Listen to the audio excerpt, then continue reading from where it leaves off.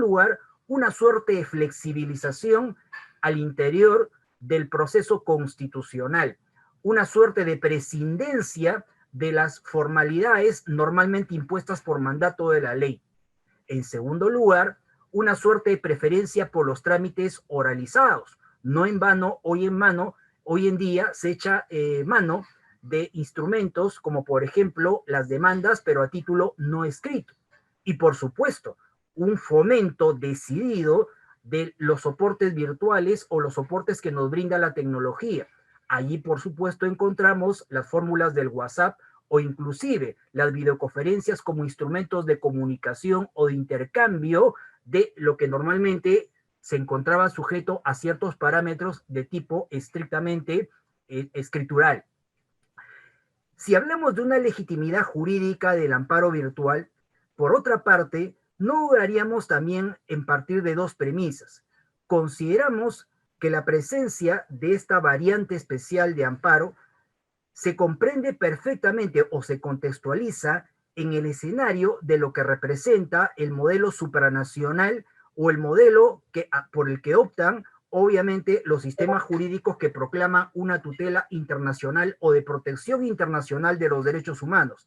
Recordemos que la Convención Americana de Derechos Humanos, por conducto de su artículo 25, proclama de que todo Estado que se adscribe precisamente al esquema interamericano debe reconocer la existencia de mecanismos rápidos, sencillos y eficaces.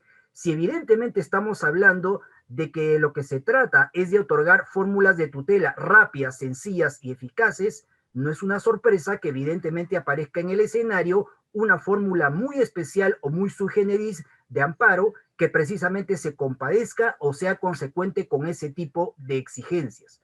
En el ámbito estrictamente interno, por cierto, nuestro Código Procesal Constitucional también proporciona ciertas pautas elementales.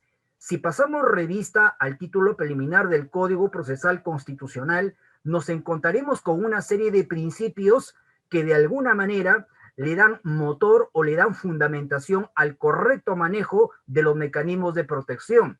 Principios como la dirección judicial del proceso, la inmediación, la socialización y por sobre todo el antiformalismo permiten aventurar la idea de que si estamos hablando de procesos de tutela y en particular de procesos como el amparo, es inevitable que evidentemente la existencia de mecanismos de protección debe responder a ese tipo de instrumentos o a ese tipo de variables. Por supuesto, hay que distinguir, y esto es muy importante, lo que representa la justicia virtual de lo que hemos venido a denominar como amparo virtual. La justicia virtual en realidad es un fenómeno mucho más amplio y mucho más expansivo, caracterizada precisamente por la presencia de la ayuda o del soporte que proporciona el mundo virtual al ámbito de la administración de justicia.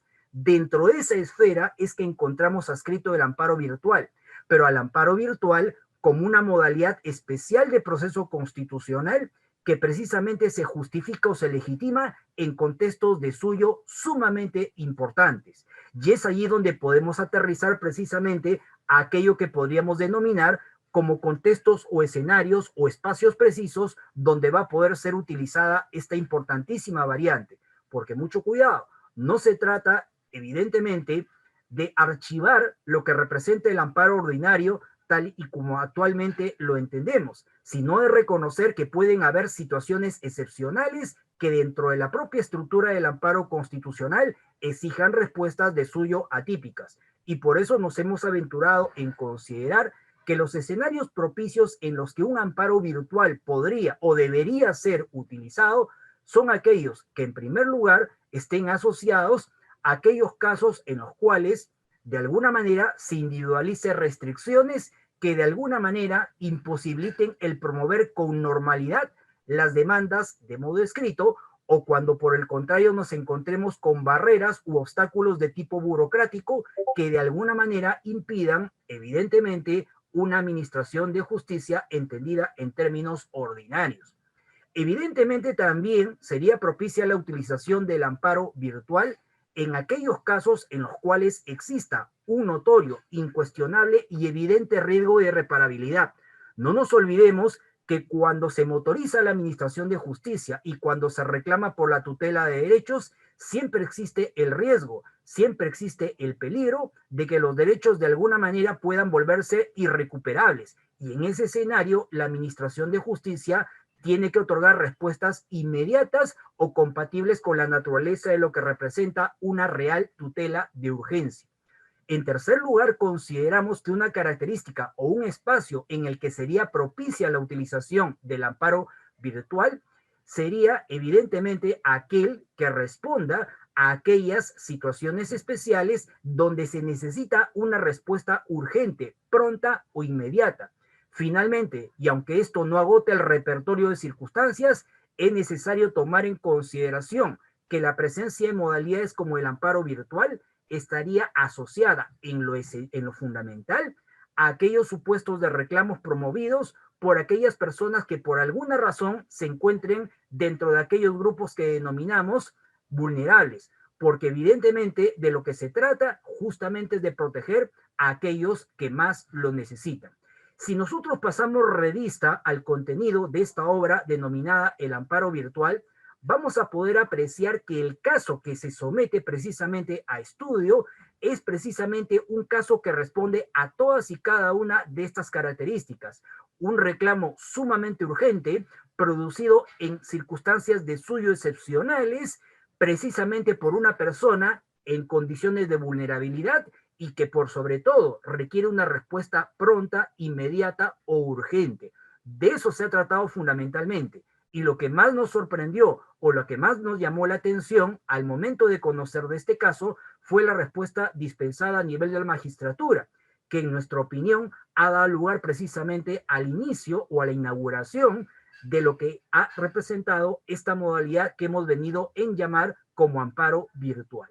En lo que a nosotros respecta, evidentemente ha sido muy motivador pasar revista o explorar este caso porque de alguna manera nos alienta, ¿no? Y nos llena de esperanzas en torno de lo que puede significar un futuro en la administración de justicia constitucional, no solamente impregnado de articulaciones o exigencias meramente procedimentales, sino que sea consecuente, definitivamente, con el rol de tutela urgente, inmediata y por sobre todo eficaz que demandan los grandes instrumentos internacionales que proclaman por la defensa o tutela de los derechos humanos.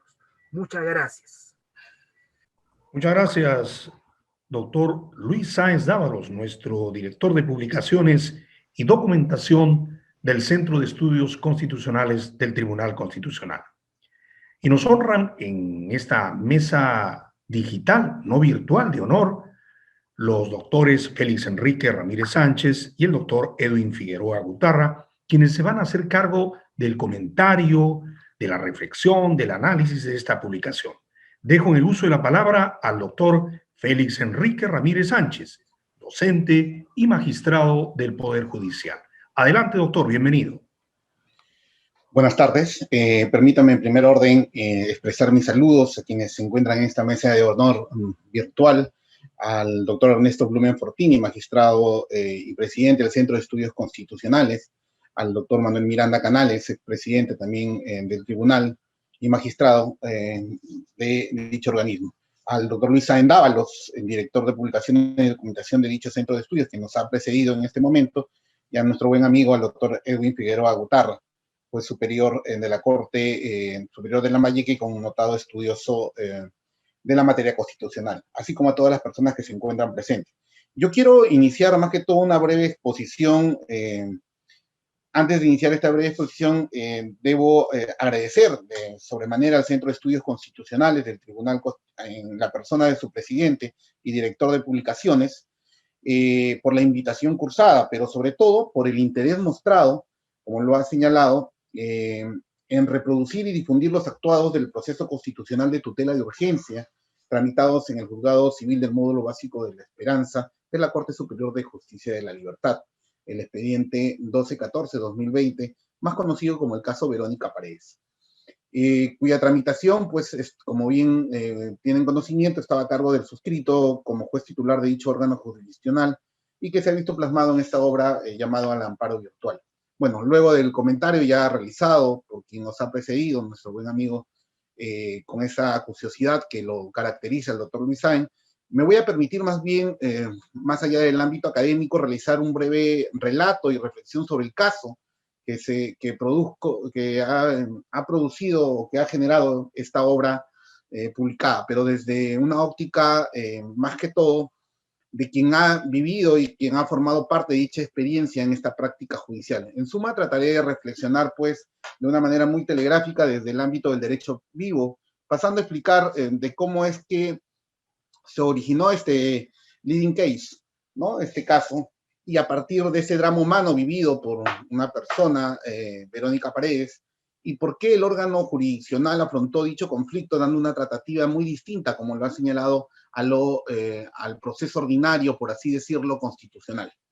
Bueno, en un tiempo de pandemia. Finalmente reflexionaré sobre la necesidad de replantear de repente ciertas situaciones de administración de justicia que se pueden generar a partir del presente caso. Imagino que, como todos habrán leído la obra que está en circulación digital, que generan ciertas inquietudes, como cuáles fueron las limitaciones en que se encontró el Poder Judicial para hacer frente a dicha controversia, cuáles fueron las razones fácticas, legales y legales, entiéndase también convencionales y constitucionales, por las cuales justificamos darle un trato distinto, o si es válido o no es válido, incluir instituciones no previstas en el ordenamiento existente, como es el Código Procesal Constitucional. Si era válido también utilizar o no la oralidad en su tramitación y si era permisible usar los medios tecnológicos de la información y la comunicación y utilizarlas de manera tan transversal desde el inicio del proceso hasta la final de la misma. Y ahí surge otra nueva inquietud. ¿Cómo es que si era permisible o no utilizar un principio rector de carácter convencional como es el ajuste razonable del procedimiento, y si este era aplicable también incluso a los procesos de tutela de urgencia como es el amparo? Bueno, voy a referirme al caso en específico para un poco explicar el origen de este amparo virtual como una forma muy sui generis en tiempos de pandemia de la COVID-19. En principio había evidentemente es un vía crucis la que pareció Verónica Paredes, porque es el nombre que asignó inicialmente, ya que no podía identificarse por el grado que tenía una discapacidad. Y bueno, pues su nombre verdadero es Verónica Santos Vilca Paredes. Y bueno, la historia es más que todo un grito de justicia y de tutela por parte del Estado. Para entender el contexto, como ya se ha señalado, la situación en la pandemia en que se había generado a partir de marzo del año 2020 había traído pues todo un tema de muertes de millones de personas, desatando a nivel mundial pues, y no el Perú no fue ajeno a una crisis sanitaria y que se ha extendido incluso hasta la actualidad, afectando el ámbito social, económico, político, jurídico, ¿no? Y como ya lo ha señalado, había un estado de emergencia decretado en nuestro país, ¿no? Lo que obligó a imponer ciertas restricciones de carácter como política pública para hacer frente digamos, a esta pandemia del COVID-19. También esto ha traído, evidentemente, un impacto a los derechos fundamentales de las personas y, sobre todo, de aquellas personas con un grado de vulnerabilidad bastante intenso. Llámese las personas con discapacidad, aquellas personas mayores de edad, mujeres, pueblos indígenas, personas privados de la libertad, niños, niñas y adolescentes. La COVID definitivamente ha agudizado las brechas sociales. Ese es, por un lado, el panorama que se había generado. Ya existía pronunciamientos de instituciones del Sistema Interamericano de Derechos Humanos, llámese Corte Interamericana, como también de la misma Comisión, donde exigían pues una debida diligencia por parte de los estados ante esta situación tan atípica en la que veníamos viviendo, exigiendo una protección más reforzada, un concepto que ya se viene planteando a nivel del sistema convencional, hablar de una protección más reforzada, urgente, inmediata para las personas con vulnerabilidad. Bueno, esta situación, por un lado, general y social, se plasmó en un hecho tan concreto que Verónica Paredes, como así se hacía llamar, era una persona aparentemente de unos 47 años de edad, de sexo femenino, era un indigente en la medida que deambulaba por la calle y vivía en la vía pública por el estado de pobreza en la que se encontraba. Y era evidente que padecía ciertas limitaciones intelectuales, una persona con discapacidad, que no entendía o comprendía tal vez la situación en la que nos encontrábamos. Y fue encontrada pues el día 6 de agosto del año 2020 al promediar al mediodía en plena restricciones debido al COVID-19, tendida prácticamente en la verba, inconsciente, con ciertas lesiones en la frente, en el distrito de La Esperanza. Esto, evidentemente, ante ello, se llamó a los efectivos policiales, quienes acudieron al lugar de la comisaría de Bellavista, y ahí empieza la primera caída, como así lo hemos llamado.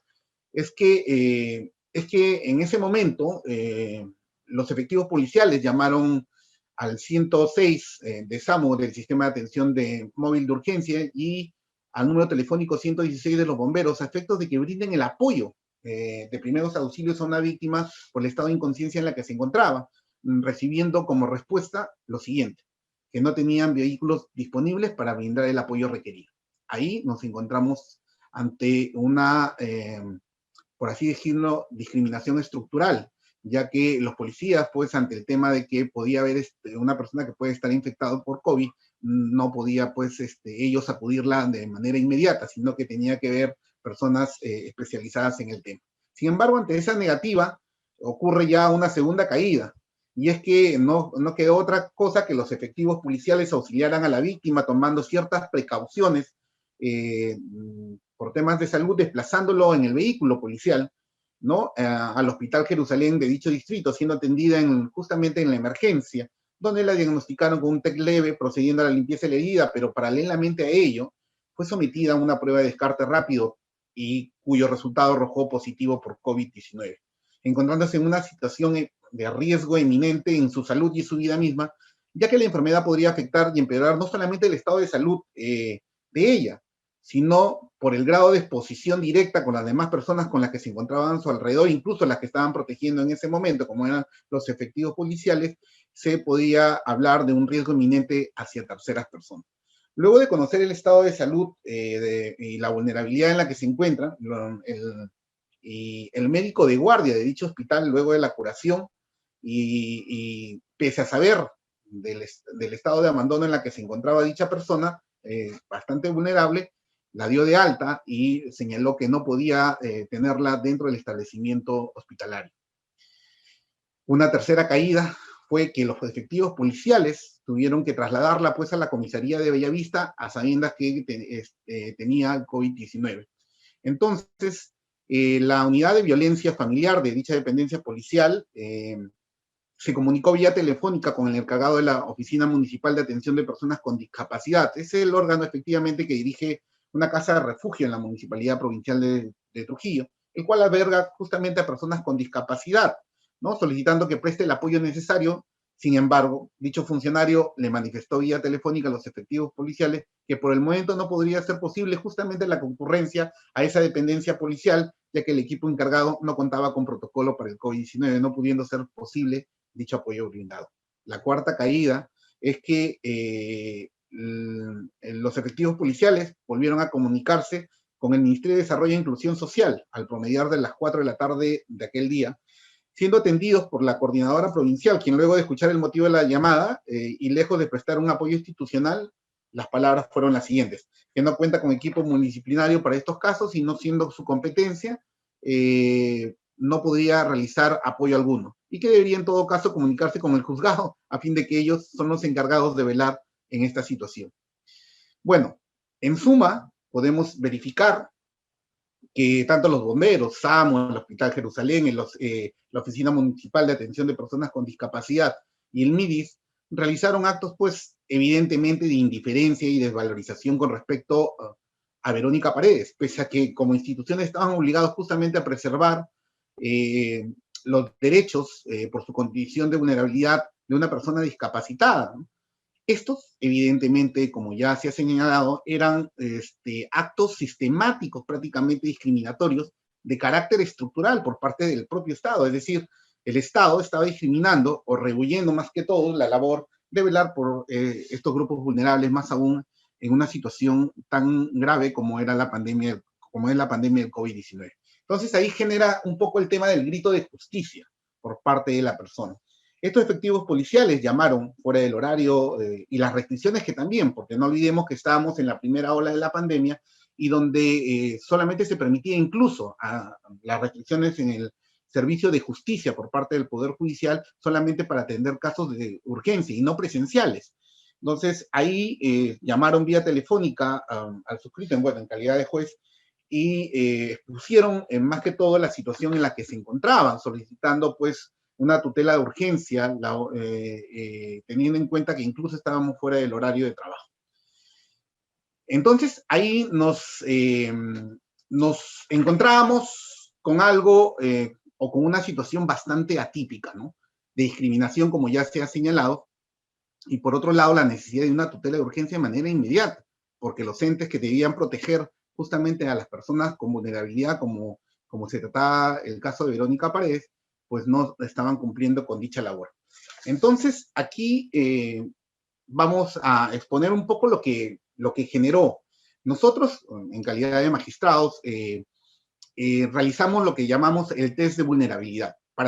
En lo particular, he definido pues este test como una técnica que permite más que todo a los jueces determinar si una persona se encuentra en una situación especial y objetiva de desventaja, ¿no? Ya sea por temas económicos, factores físicos como el ocurrido, y que no le permiten ejercer a plenitud los derechos humanos y fundamentales reconocidos en el ordenamiento constitucional o convencional, ¿no? Y el de exigencia del sistema de justicia, y como consecuencia de ello, exige una tutela urgente de protección.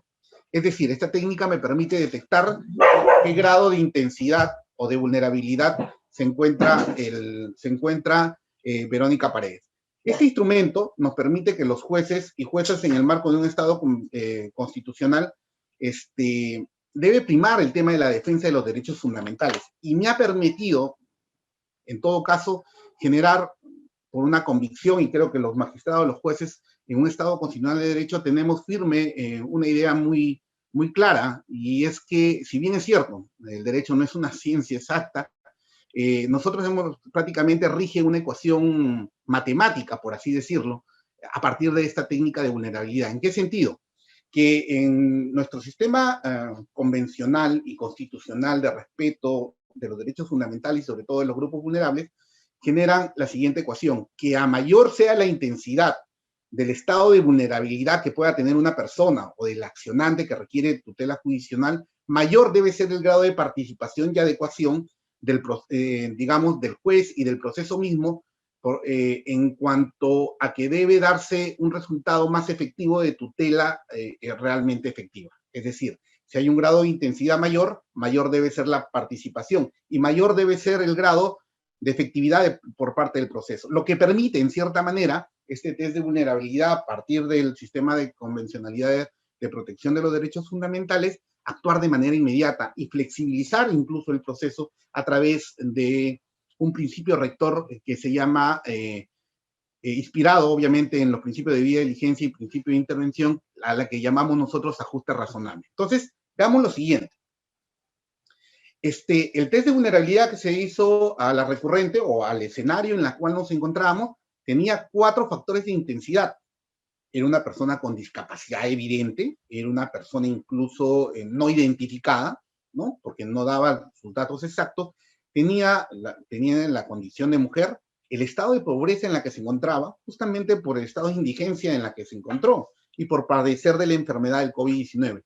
Este último, es una situación objetiva, en tanto el mismo sistema interamericano ya en pronunciamiento ha señalado que todas las personas que padecen del COVID-19 se encuentran en una desventaja. No olvidemos que en ese escenario todavía no se hallaba la vacuna para justamente esta enfermedad. Incluso hasta la actualidad muchas personas todavía no se ha implementado pues el tema de poder abordar o beneficiar a todas las personas a nivel mundial.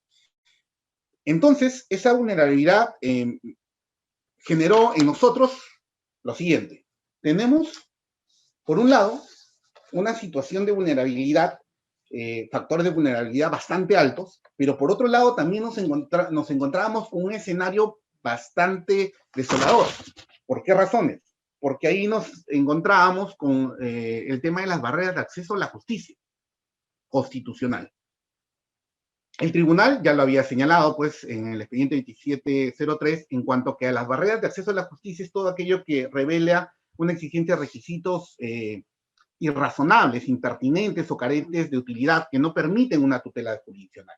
Y en ese sentido, no olvidemos que nos encontramos con dos tipos de barreras en este escenario. ¿Cuáles eran? El de tipo barreras burocráticas de tipo organizacional y la segunda, las barreras burocráticas de tipo procedimental en el marco de la legislación existente, como era el Código Procesal Constitucional y las normas afines al proceso. Amoroso solamente de manera sencilla. El tema de la barrera burocrática de tipo organizacional es que nuestro sistema de justicia constitucional, como estaba siendo tramitada antes de la pandemia de la COVID-19, era un sistema de justicia bastante obsoleta, ¿no? Entonces se agudizaba el problema justamente con estas restricciones producto de la pandemia. La actividad anteriormente, ¿cómo era? Era una actividad absolutamente presencial, se utilizaba el expediente físico, ¿no?, para tramitar los procesos de amparo, sumado al hecho que ante las normas de aislamiento social obligatorias se exigían que las labores ahora deberían ser, por ejemplo, de manera remota. Entonces, el cual se venía incluso recién implementando. Estamos hablando de agosto del año 2020, donde incluso recién se estaban instalando los sistemas integrados de justicia a las computadoras personales de los servidores en sus domicilios.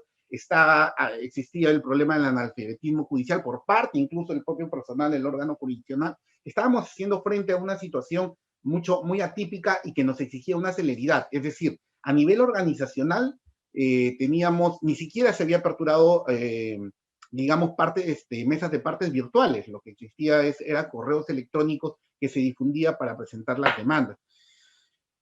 El personal tenía equipos de bioseguridad, teníamos un tema de que las restricciones incluso de los horarios, ¿no? Bueno, ya se había limitado hasta un tema de trabajo remoto, pero estábamos incluso fuera del horario normal o aparente. Entonces, este problema estructural nos generó también verificamos una barrera de tipo procedimental. Y que las barreras de acceso a la justicia también se dan por la normatividad procesal vigente. Tenemos que se generan tanto por los criterios interpretativos que pueden tener los jueces al momento de aplicar las reglas normativas del Código Procesal Constitucional y también por la ausencia de las normas procesales o normas idóneas para hacer frente a ello. Entonces, en este sentido, encontrábamos que el artículo 42 del Código Procesal Constitucional establecía una formalidad, por ejemplo, de que las demandas deberían ser por escrita y disponía que incluso el requisito que cuenten con firma de abogado, requisito que en este contexto, y como actualmente incluso sucede, constituye pues no más ni menos que una barrera de acceso a la justicia, ya que existía, no olvidemos, restricciones de movilidad y de contacto entre las personas. Entonces, imposible solicitar a que Verónica acuda, en todo caso, a un abogado en dicho contexto, donde había restricciones totales, y por otro lado, el tema de pobreza, que no le podía acudir de repente a un abogado. Entonces, estas situaciones se verificaron tanto que el artículo en mención, el artículo 42 del Código Procesal, constituía una barrera, pero también el artículo 15 del Código Procesal que regula las medidas cautelares, porque ello remite al Código Procesal Civil. El Código Procesal Civil más formalista establece que tiene una autonomía y por tanto debe ser requerida y formarse un cuaderno aparte. Es decir, es todo un procedimiento que se generaba, como ustedes bien lo saben. Y por otro lado, teníamos el artículo 115E del texto único ordenado de la Ley Orgánica del Poder Judicial, que establecía que las notificaciones deberían ser de carácter personal.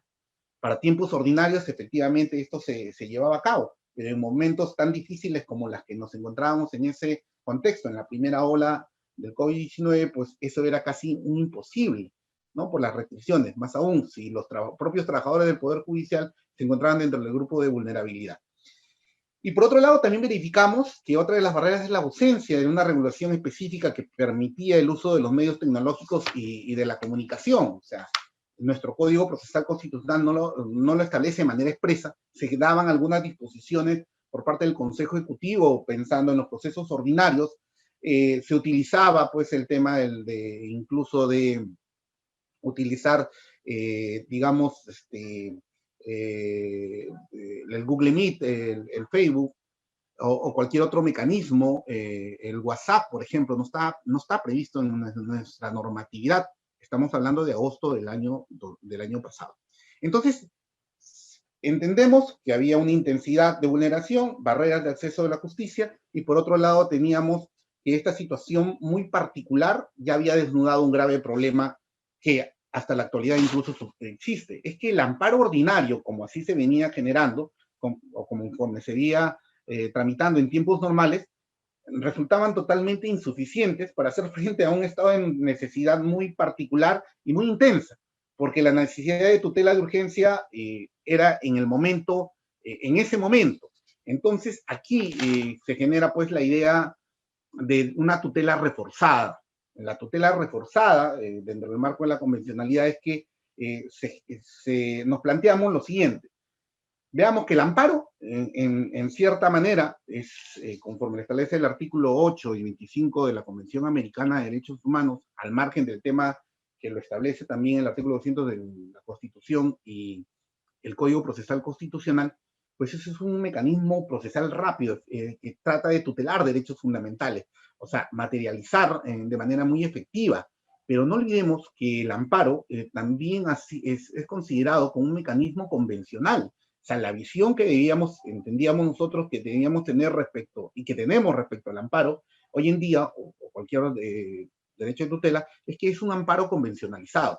Y el amparo convencionalizado exigía, según la opinión consultiva, si no más recuerdo, 987, que hablaba justamente de las garantías de los procesos de amparo en estados de emergencia, ¿no? Señalaba muy claro en referencia al habeas corpus y al amparo, decía, tienen que adecuarse cuando se generan, porque los estados de emergencia no extinguen derechos, solamente limitan, pero esta limitación tiene que ser razonable y temporal, por tanto debe haber un acceso de justicia mucho más rápido. Entonces ya permitía que se genere un tema de amparo reforzado en tiempos de estado de emergencia. O en situaciones que generen, como las que hemos visualizado y como las que vienen generando a nivel fáctico, no es un problema propio del Perú, sino de otros países. Tal es así que en México hoy en día se presentan amparos en línea, con ciertas diferencias al amparo virtual, demandas o requerimientos incluso por negación de internamiento, miren, a centros hospitalarios durante las madrugadas. Y el juez está obligado incluso en ese momento, y se están dando en este momento amparos en línea. Imaginemos cómo es el escenario que se viene generando. Entonces, aquí establecemos de que estas fueron las razones verdaderas que nos han conllevado a darle por un lado, cogernos o ampararnos en principios convencionales como debida diligencia en el ámbito jurisdiccional, el principio de intervención inmediata, en el tema de la figura del amparo desde un punto de vista convencional, y el tema de la tutela y la tutela de los derechos fundamentales de las personas con grado de vulnerabilidad, y esa intensidad bajo esa ecuación. A mayor intensidad de vulneración, mayor la intensidad de intervención. Y entonces eso nos permitió habilitar, como ya se ha señalado, que el presente proceso lo tramitemos de una manera antiformal, flexible, oralizado, donde ha primado un poco la inmediación del juez. Hemos utilizado los medios tecnológicos, porque nos obligó a que, en ese momento lo que se generó es que se habilite de manera inmediata, a promediar ya eran las 9 o 10 de la noche, habilitada que se realice la audiencia.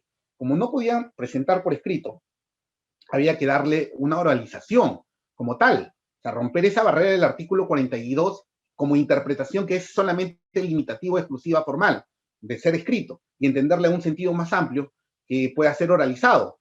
El habeas corpus también permite, por ejemplo, la realización de las demandas o las denuncias por habeas corpus. En consecuencia, bajo esa temática, señalamos de que teníamos que oralizar tanto la demanda y oralizar las respuestas de manera inmediata por parte del órgano jurisdiccional utilizando los medios tecnológicos. Entonces se habilitó en ese momento el número de expedientes, se habilitó de manera, promediar ya terminando a las 11 de la noche, incluso que el traslado de los medios probatorios, porque tenían ciertas documentaciones e informes policiales, a través del WhatsApp.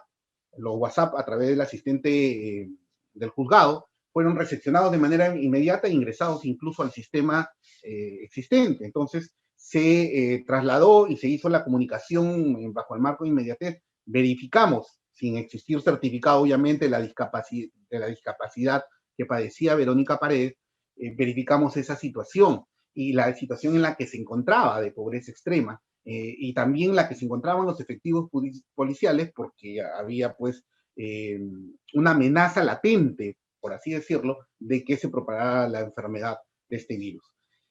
Y poner en tela de juicio el derecho a la vida de las personas. Eso nos conllevó a hacer incluso de manera inmediata y concentrar el acto. Es decir, aceptar que la demanda sea oralizada, aceptar que el requerimiento sea, que entendíamos que era una medida cautelar de manera inmediata, se dio oralizadamente la medida cautelar utilizando estos medios tecnológicos, se dispuso algo interesante.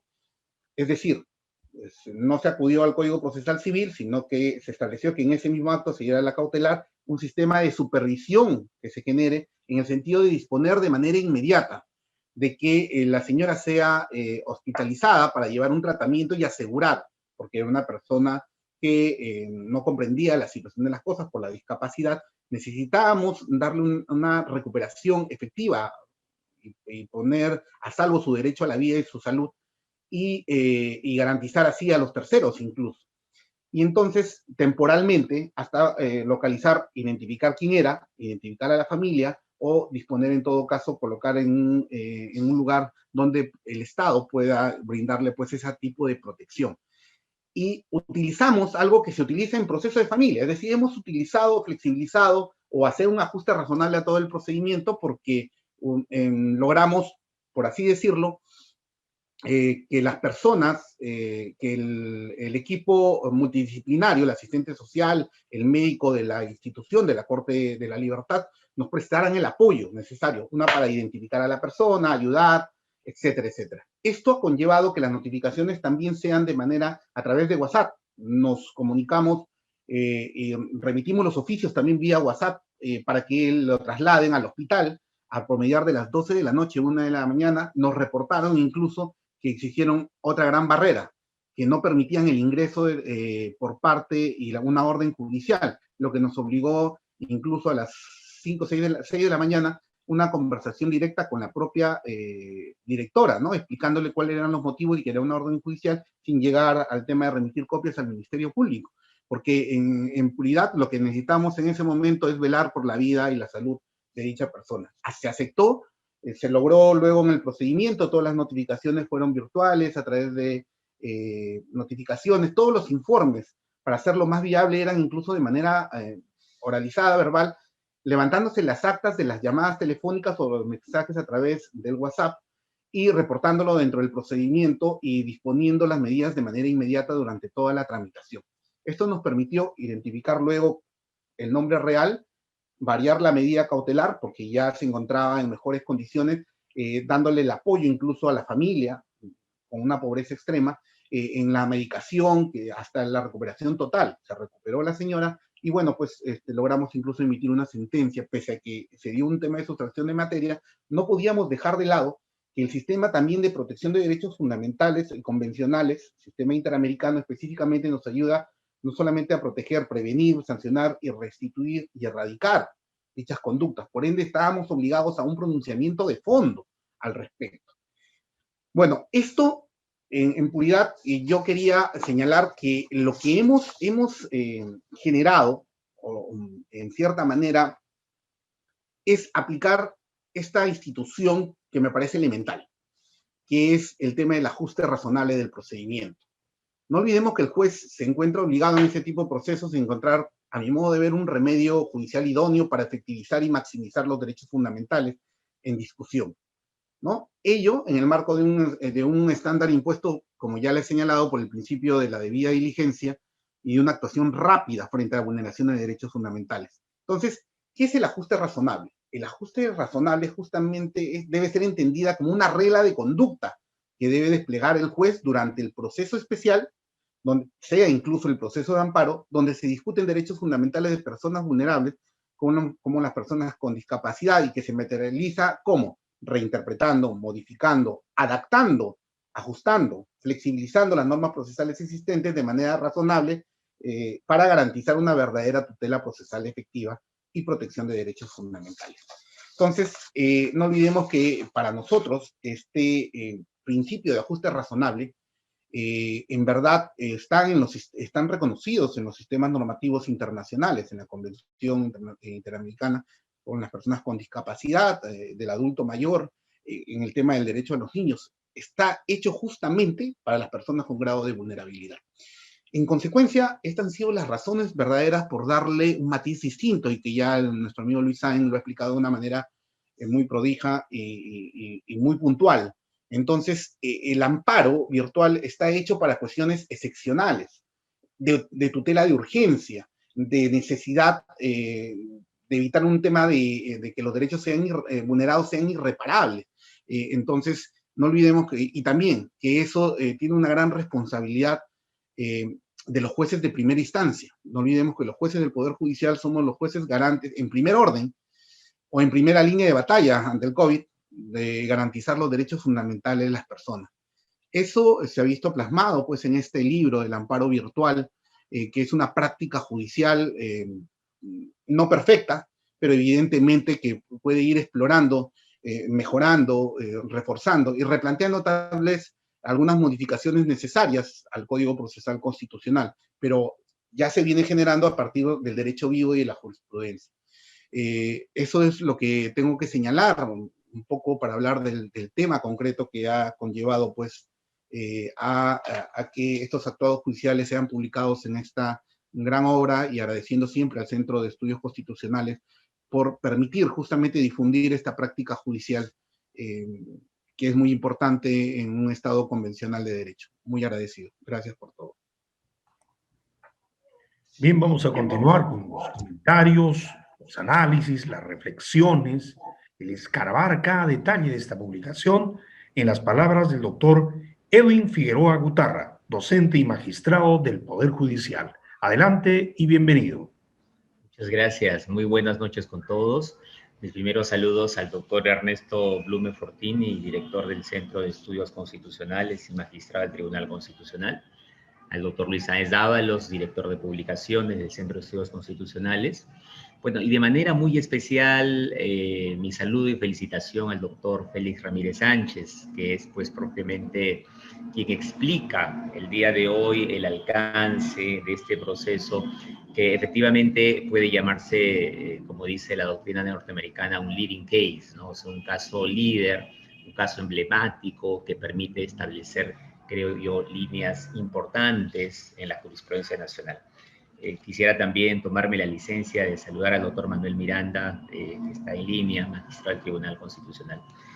Bueno, el aporte que yo quisiera hacer de manera muy sustancial, específica y breve, correspondería a una reflexión que yo creo que es de interés, ¿no? Y es este diálogo de relevancia, Tribunal Constitucional, Poder Judicial, porque habemos varios jueces en este momento, precisamente en línea, ¿no? Y qué interesante que haya por parte, ¿no?, del Centro de Estudios Constitucionales esta idea de apertura, entendámoslo de esa forma, pues a este proceso que precisamente ha manejado el doctor Ramírez Sánchez y que yo creo que de repente deberíamos decir nosotros encaja perfectamente, ¿no?, esta propuesta dentro de lo que es el artículo 3 del Código Procesal Constitucional, su título preliminar, ¿no?, en relación a que el juez, dice la norma, debe, ¿no?, adecuar las formalidades del proceso a los fines de los procesos constitucionales. O sea, no dice puede, dice debe. Entonces hay que entender, y creo que en esto, doctor Ramírez Sánchez, va una segunda felicitación, se ha cumplido, ¿no?, con este deber importante de esta exigencia de adecuar las formalidades de este proceso, un proceso que entendemos normalmente los jueces del Poder Judicial asumimos lo que quizás Elías Díaz, profesor español, llama pues esta concepción normativa del derecho que la asocia a una noción de positivismo jurídico y de repente de una justicia vertical, ¿no? O sea, la justicia vertical en el mismo formato que el seniano, de esta idea de noción aplicativa del derecho. ¿A qué me refiero? Simple y llanamente a lo que ha señalado el doctor Ramírez Sánchez, ¿no? La idea de una demanda escrita para un proceso de amparo, porque el habeas corpus sí tiene esa característica interesante de amplia legitimidad para obrar. Pero el proceso de amparo requiere la forma escrita, requiere efectivamente la firma de abogado, ¿no? Y aquí va un detalle interesante, ¿no? En el proceso, yo estaba revisando el libro y viendo las resoluciones, precisamente el doctor Ramírez Sánchez, se entiende que el policía, al conocer esta situación precisamente de la señora indigente que estaba en estado de calamidad, interpone la demanda, o sea, se entiende que el policía es la persona que interpone la demanda y se entiende pues una oralización de la demanda para integrar esto dentro de un proceso formal. Entonces yo creo que ahí tenemos un punto de partida interesante porque es verdad lo que dice el doctor Sáenz Dávalos, hay formalidades respecto al proceso, ¿no?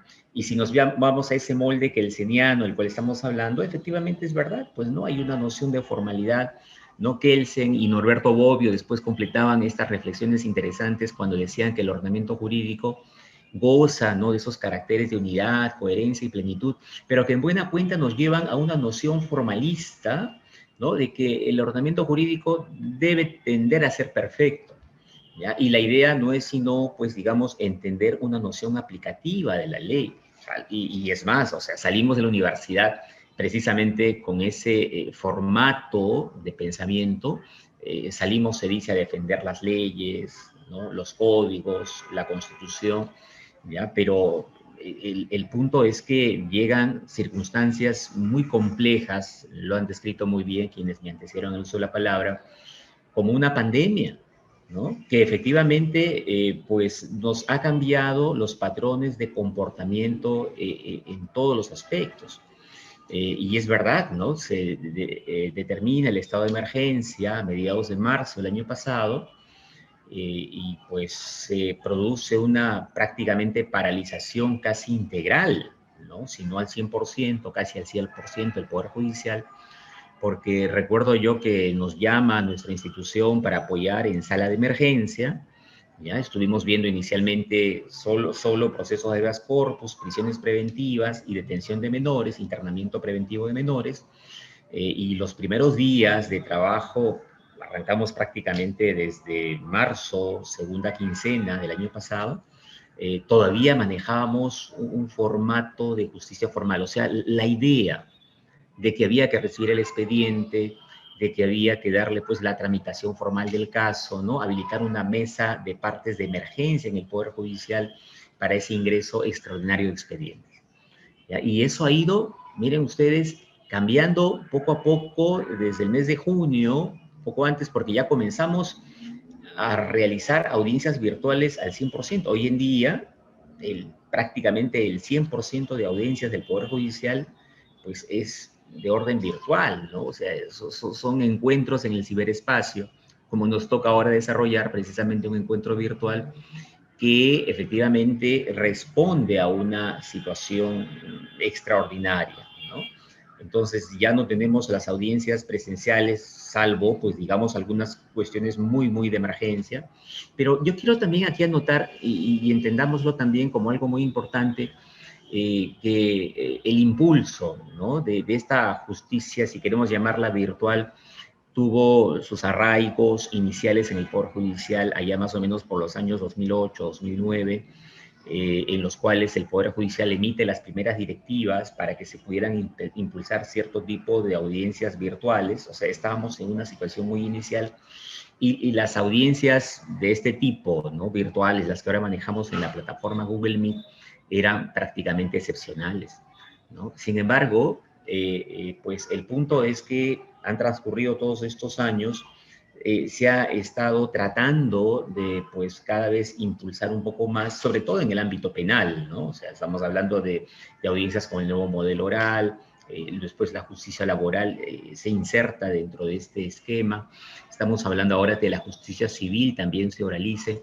pero yo creo que esta reforma que hemos vivido a partir de la pandemia, de alguna manera llega para quedarse, o sea, cambia totalmente nuestros patrones de comportamiento, porque precisamente conduce a situaciones como las que el doctor Ramírez Sánchez ha manejado, ¿no? O sea, encontrarnos frente a una coyuntura, pues, en exceso quizás formalista. Creo que los jueces reconocemos también esta situación siempre complicada, ¿no?, de que hay una cultura de la formalidad que tiene ese, como dice César Landa en algunos de sus trabajos y estudios, ese tufillo kelseniano, ¿no?, de la formalidad, la rigurosidad del derecho y el entendimiento de que tiene que ver, pues, documentos por escrito, ¿no? El famoso expediente electrónico, que siempre fue una aspiración de varias presidencias del Poder Judicial, hoy es casi una realidad integral, ¿no? Porque con el esquema que ha manejado el doctor Ramírez Sánchez, pues no tenemos prácticamente casi ningún actuado en forma física y por el contrario, ¿no? Tenemos prácticamente el manejo integral de un expediente virtual, ¿no? Pero yo quiero reiterar esto que es importante, porque efectivamente hay un patrón progresivo de cambio de paradigmas, ¿no? Los paradigmas de una justicia que deja de ser, pues digamos, formalista, ¿no? Manuel Atienza nos habla a veces de ese rostro, dice, ajado de la justicia, que tiene esa característica de ser, pues, vertical, ¿no? Pues de ser formalista, de ser rigurosa, demasiado solemne, pero yo creo que hay un punto de partida importante en el artículo 3, les decía, del título preliminar del Código Procesal Constitucional, porque efectivamente hay un deber por parte del juez, efectivamente, para que entendamos nosotros, bajo los alcances que esto llama la doctrina alemana, inclusive principio de autonomía procesal, ¿no? O también llamado principio de prevención procesal, vayamos cambiando, ¿no? Esos parámetros formales para asumir la exigencia de que tenemos que dar una respuesta, ¿no? Precisamente a estas demandas, a estas situaciones coyunturales que afectan derechos fundamentales. Porque tendríamos que preguntarnos también, ¿no? ¿Cuál es el fin de un proceso constitucional? Y nos dice el Código Procesal Constitucional la vigencia efectiva de los derechos fundamentales, ¿no? No hablamos de vigencia mediata, no hablamos de vigencia diferida, ¿no? La idea es que elaboremos nosotros, ¿no? Respuestas concretas, respuestas contundentes y objetivas. De tal manera que yo creo que esta iniciativa que todos saludamos y felicitamos del doctor Ramírez Sánchez, efectivamente ha sido una decisión muy acertada, ¿no? Y entendemos seguramente que segunda instancia, pues digamos, no sé, si es que hay recurso de apelación, al respecto debe validar esta situación. Lo más razonable sería, como ha pasado en el caso de Ana Estrada hace muy poco, ¿no? Que se haya optado por la no interposición de un recurso de apelación que haga, que en este caso de Ana Estrada, ustedes saben, solicitaba una muerte digna, ¿no? O sea, un recurso de apelación que no haga que esto suba pues a una segunda instancia y en el peor de los casos, si hubiera una sentencia denegatoria, que esto tenga que subir al Tribunal Constitucional. Yo creo que las iniciativas de este tipo son siempre saludables, ¿no? Me refiero a esta decisión encomiable, ¿no? Del juez Ramírez Sánchez, que precisamente nos permite hablar de un amparo virtual que yo creo que cumple estas exigencias, ¿no? De una demanda de justicia más allá de la estricta formalidad, ¿no? Estamos hablando de una defensa, desde mi punto de vista, no de una defensa material de los derechos fundamentales, porque si habláramos de una defensa formal tendríamos que seguirnos, pues, a los moldes formales del proceso, ¿no? A los moldes, pues, efectivamente de la exigencia de los justiciables, precisamente de estos patrones formales para que se interponga la demanda, y yo creo que la pandemia nos cambia precisamente esos parámetros. Yo quería un poco redondear también mi alocución, breve por cierto, con la idea de que efectivamente esto que ya hemos comenzado hace varios años en el Poder Judicial, en el derecho comparado también ha ido dando sus frutos, ¿no? Yo recogía en algunos de los trabajos que hemos ido preparando en coordinación con el Centro de Estudios Constitucionales algunas experiencias de algunos países vecinos, inclusive, en relación precisamente a que ya ha habido un empuje, miren ustedes, de la justicia virtual, y lo que ha hecho la pandemia ha sido simplemente acelerar las condiciones de impartición de justicia, ¿no? Pero, por ejemplo, en el caso de la Corte Constitucional de Colombia, ¿no? Hay un programa que viene trabajando en la Corte frente al excesivo número de procesos de tutela, que son, como se conoce a los amparos, en el país del norte, ¿no? Hay un programa que se llama Pretoria, ¿ya? Y este programa Pretoria veía con detalle e interés, pues tiene un 90% de eficacia en lo que es la elaboración de resúmenes, ¿no? Para que efectivamente la Corte conozca un proceso. O sea, ¿de qué se trata? Se trata de derivar, ¿no? Un software especial a un software especial la necesidad de que efectivamente, pues digamos, hay un estudio integral del expediente, porque de lo que se trata es reducir plazos, ¿no? O sea, los seres humanos, dentro de nuestras falencias normales y limitaciones comunes, tendríamos que estudiar de repente expediente por expediente. Bueno, este programa Pretoria, que maneja la justicia constitucional colombiana, trabaja rápidamente en hacer resúmenes y el porcentaje de eficacia es 90%. Bueno, Argentina, miren ustedes, el Ministerio Público de Buenos Aires tiene efectivamente otro programa que se llama Prometea, ¿ya? Y reduce, por ejemplo, el estudio, ¿no?, de plazos de contratación, de cierto tipo de fórmulas, digamos, contractuales, de 90 minutos a 1. O sea, básicamente es otro programa, otro software importante que lo que hace en buena cuenta es acelerar los procesos de estudio de expedientes, ¿no? Y un detalle que me llamó mucho la atención en el caso de Estonia. O sea, Estonia, que se conoce como el país más avanzado del mundo en materia digital, ¿no?, a la actualidad, logra que hayan softwares especializados que puedan estudiar integralmente un expediente, incluida la emisión de la sentencia respectiva, cuando se trate de demandas por daños y perjuicios que no superen los 7.000 euros. O estamos hablando más o menos de unos 27.000 soles, 26.000 soles. Vale decir, si la demanda del justiciable supera esa cantidad, 27.000 soles aproximadamente, tiene que haber intervención humana, ¿no? De ser menor la cantidad, se delega, ¿no?, a ese software el estudio de todas las piezas procesales para que efectivamente, en forma integral, ya, el software especializado de Estonia permita la emisión de una sentencia, ¿no? De tal manera que, si ponemos todo esto en contexto, ¿ya?, y recurrimos o regresamos nuevamente, pues, a la figura de este amparo virtual, yo creo que estamos dando los pasos necesarios, interesantes y convenientes para que efectivamente vayamos hablando ya de esquemas, ¿no?, de justicia digital que ya están aplicando otros ordenamientos jurídicos que Perú, creo, manejaba casi tímidamente, de repente es el término más correcto, para efectivamente impulsar las audiencias, sobre todo de orden penal. El COVID-19, lo que en buena cuenta ha hecho, reitero, me parece que es una conclusión importante, ha sido básicamente apurar, ¿no?, acelerar nuestros patrones de nuevas formas de trabajo, pero efectivamente, ¿no?, los jueces constitucionales, creo yo, tenemos una situación de deber moral, un imperativo categórico kantiano, que es precisamente esto que recoge nuestro código, ¿no?, adecuar esas formalidades de repente onerosas, anquilosadas, quizás, pues, digamos, excesivamente formalistas de los procesos, ¿no?, y adecuarlos a esa vigencia, ¿no?, necesaria y yo creo tangible y real, pues de los fines de los procesos constitucionales, ¿no? Y ese fin es principalmente en los procesos de la libertad, ¿no?, como decía Capelletti, que efectivamente se defienda, ¿no?, esa vigencia real, tangible de los derechos fundamentales.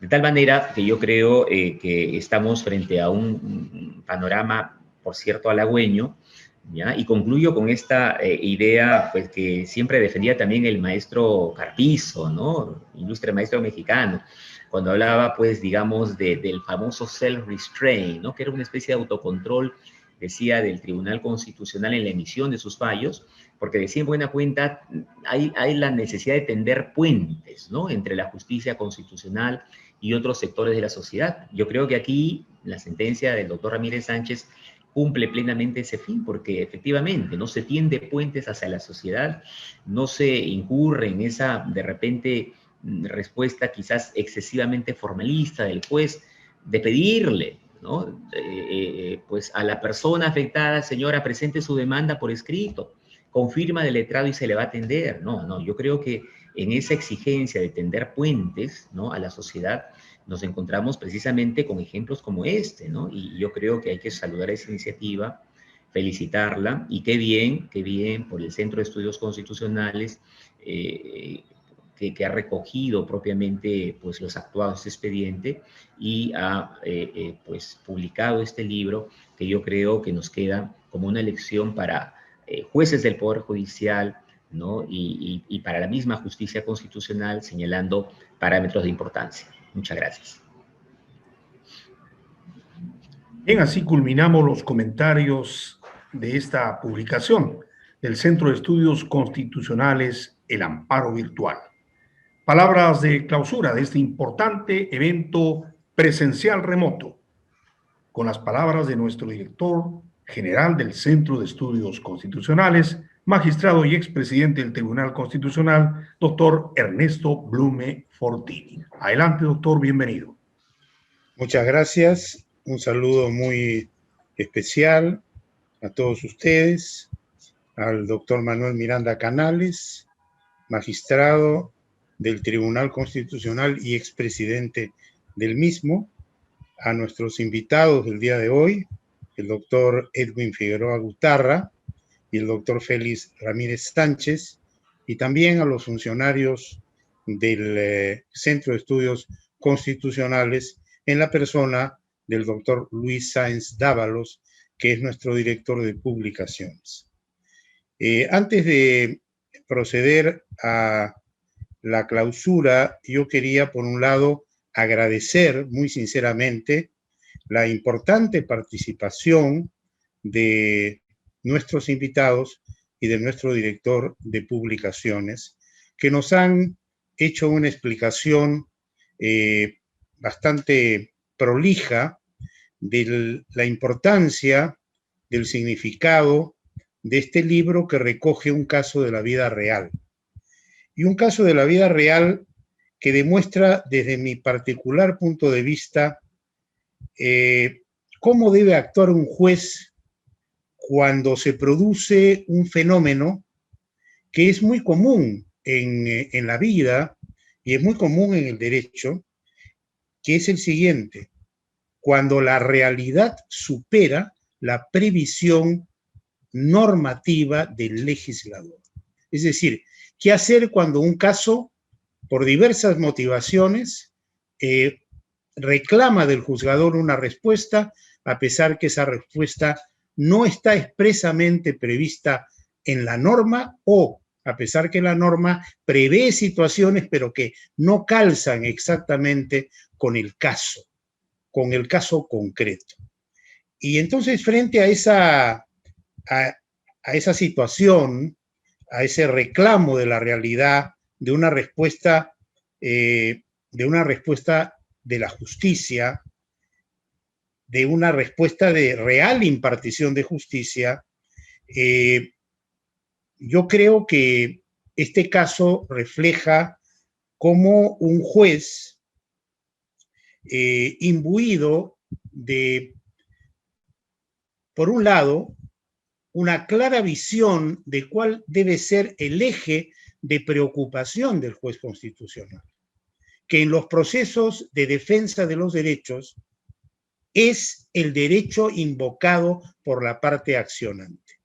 Ese es el eje de preocupación y esa es la razón de ser de su accionar.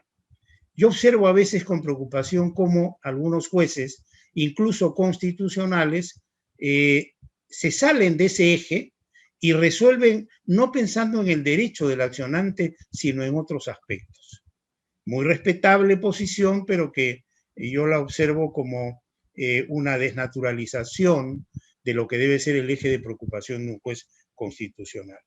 Y por otro lado, el ángulo de observación de la problemática, que no debe agotarse en una visión legalista, sino que más bien debe darse desde la propia Constitución, entendida esta, además de la parte normativa, como norma suprema de la República, como un conjunto de valores, principios, derechos que el legislador constituyente ha recogido, revelando una filosofía constitucional, que es una filosofía profundamente humanista.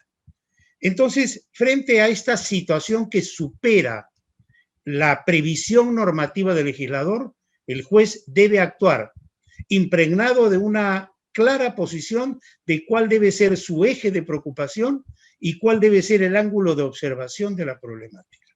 Y a partir de ahí, actuar con dos, condiciones para no dejar de ser realmente un juez constitucional. Yo diría, con corazón y con coraje. Es decir, corazón para entender el problema, para internalizarse en el problema, para ver el aspecto humano del problema, para comprender el drama humano que trasunta la situación que ante él se presenta. Tiene que actuar con sensibilidad, tiene que tener corazón, como repito. Y por otro lado, coraje, es decir, valentía, es decir, una actitud que lo lleve a romper esquemas, dentro de una visión de que la justicia constitucional es una justicia garantista, finalista y antiformalista. A mí me duele mucho cómo en múltiples ocasiones observo que los jueces prefieren rechazar por aspectos formales y no ir al fondo del asunto y actuar con el corazón en la mano para resolver los temas constitucionales.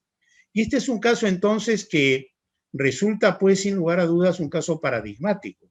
Y yo felicito muy sinceramente al doctor Félix Ramírez Sánchez por ese coraje y por esa valentía que ha tenido, por ese corazón que ha tenido también, y por esa visión clara de cuál es el eje de preocupación del juez constitucional y cuál es el ángulo de observación de la problemática, para romper los corceles del formalismo, de la escrituralidad y de otros factores que conjuran contra una administración de justicia pronta y eficaz, que haga, como dice el doctor Edwin Figueroa, efectiva la garantía de el respeto, el rescate y la guardianía de los derechos fundamentales.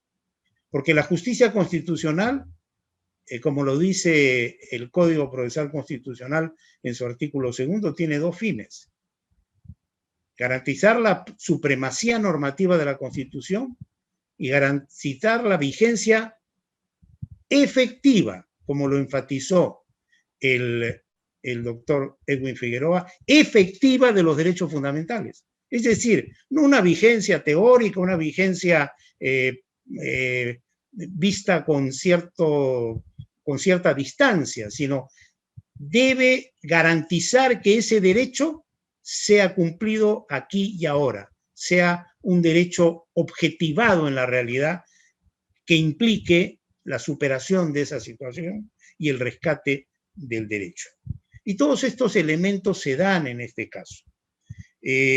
Por lo tanto, es un caso importante, es un caso que para nosotros ha merecido una especial atención, y yo aquí le agradezco muy sinceramente al doctor Luis Sáenz Dávalos, que tuvo esa visión, ese ojo analítico de detectar el tema y de además abocarse a la tarea de contactar con el doctor Ramírez Sánchez, de solicitarle a la autorización respectiva para la publicación, de reunir el material necesario, etc.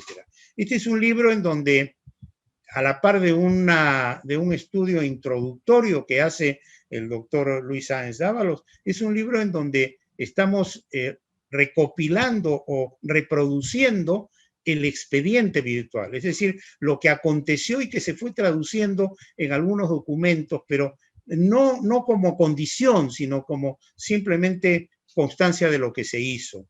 Y es un caso, pues, que hay que tomarlo muy en cuenta a futuro. Creo que obviamente todos estamos zarandeados por esta situación. La pandemia nos ha puesto en jaque y nos ha empujado al mundo virtual. En el tribunal también estamos prácticamente virtualizándonos en todo, y para los mayores, como el doctor Miranda, como quien habla, a veces eso es un poco complicado.